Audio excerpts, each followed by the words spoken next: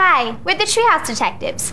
Dr. D said that you might be able to help us learn about how crustal movement is monitored. I sure can. I use GPS to measure crustal movements. I've heard of GPS, but I'm not sure what it is or how it works. GPS stands for Global Positioning System. It's a satellite navigation system consisting of 24 satellites. Pilots and boaters use it to plot their course. Geologists use it to accurately measure the position of monitoring stations.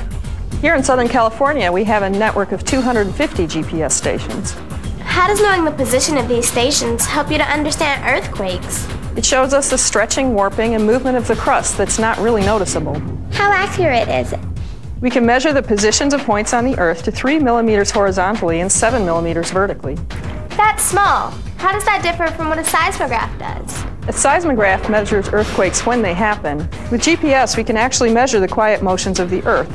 That means we can measure the strain buildup as well as the earthquakes themselves. It is particularly useful in identifying active blind faults. What's a blind fault? A blind fault is a break in the crust that doesn't break through the surface anywhere. Naturally, these faults are not easy to locate or study and might go unnoticed without GPS technology. That's pretty impressive. I'm glad we have the ability to see these faults. Will this technology help us to predict earthquakes? We are integrating data from a lot of different sources into computer simulations.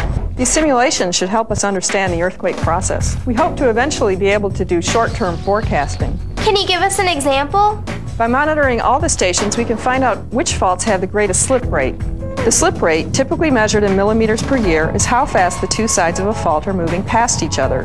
These faults that have the greatest slip rates may be the locations of future earthquakes. I wish you were able to make a prediction now.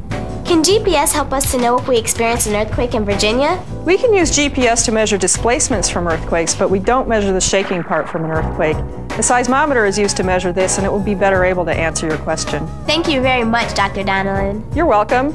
Email me if you have any questions, and say hello to Dr. D for me.